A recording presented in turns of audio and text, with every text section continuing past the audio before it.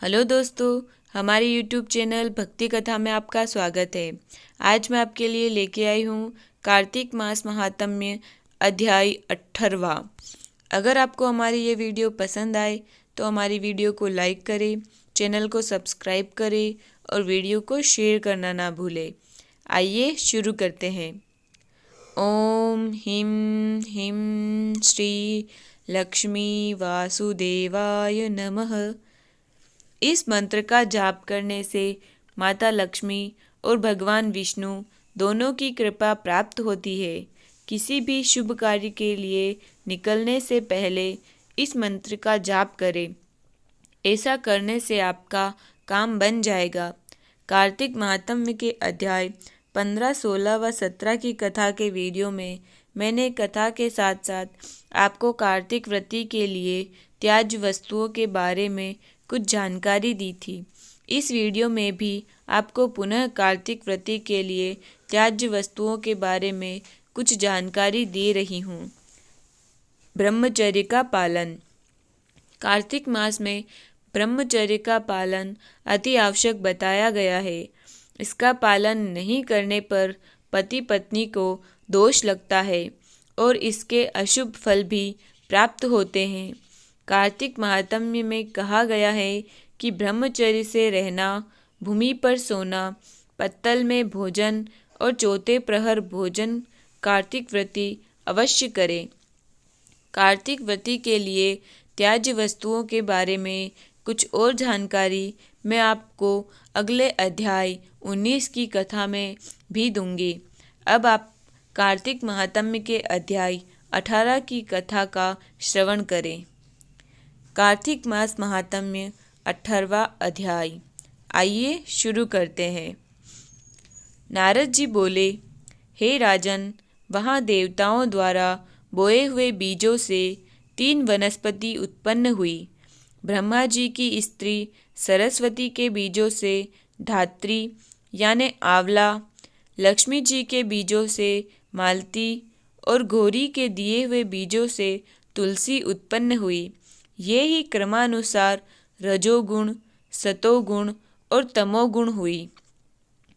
वृंदा की भस्म से तुलसी और आंवले की उत्पत्ति।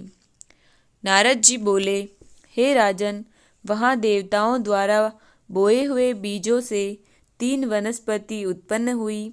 ब्रह्मा जी की स्त्री सरस्वती के बीजों से धात्री, लक्ष्मी जी के बीजों से मालती और घोरी के दिए हुए बीजों से तुलसी उत्पन्न हुई। जब विष्णु ने विलासमयी स्त्री रूपी वनस्पति को वृंदा के रूप में देखा तो वे उठ बैठे। कामातुर विष्णु ने उन्हें प्रीतिपूर्वक देखा तो तुलसी तथा धात्री ने भी विष्णु की ओर प्रेम से देखा। जो बीज लक्ष्मी ने ईर्ष्या करके दिया था, उससे उत्पन्न हुई स्त्री लक्ष्मी से ईर्ष्या करने लगी।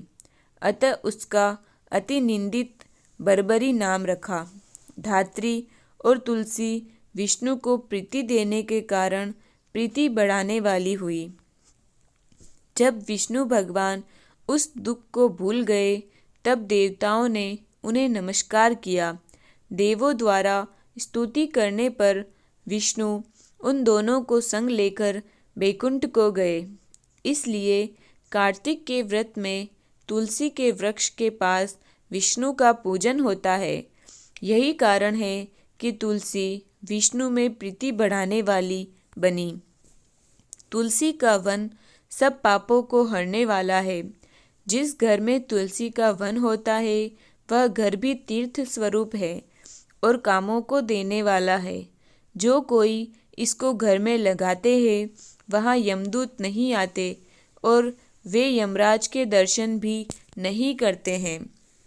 नर्मदा नदी का दर्शन, गंगा स्नान और तुलसी वन का संसर्ग, ये तीनों समान फलदायक हैं। तुलसी के लगाने, पालने, जल देने तथा दर्शन और स्पर्श से मनुष्यों के वाणी, मन और शरीर से उत्पन्न हुए पाप भस्म हो जाते हैं।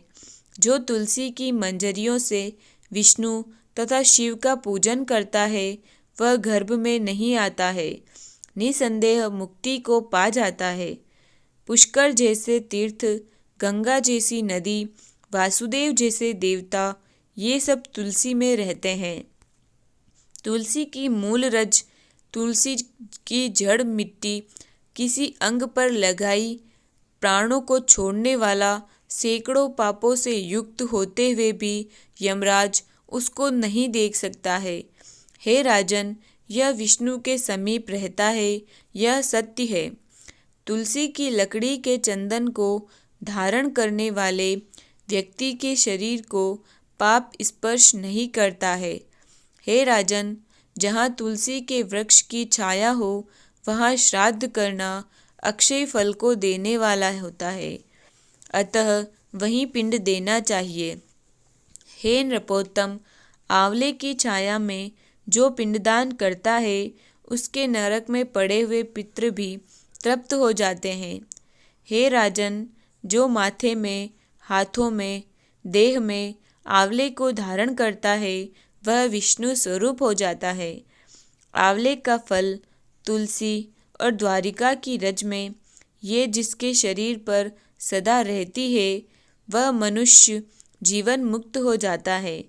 जो आंवले तथा तुलसी दल मिले जल में स्नान करता है, उसको गंगा स्नान का फल मिलता है। जो मनुष्य आंवले के पत्ते या फलों से पूजन करता है, उसे स्वर्ण, मणि और रत्नों के पूजन का फल मिलता है। तीर्थ, मुनि, देवता, यज्ञ आदि कार्तिक के महीने में तुला राशि के सूर्य होने पर आंवले के वृक्ष में रहते हैं। जो मनुष्य द्वादशी को तुलसी और कार्तिक में आंवले को तोड़ता है, वह निंदित नरक को प्राप्त करता है। जो कार्तिक मास में आंवले की छाया में बैठकर अन्न का भोजन करता है, उसके 1 वर्ष के पाप नष्ट हो जाते हैं।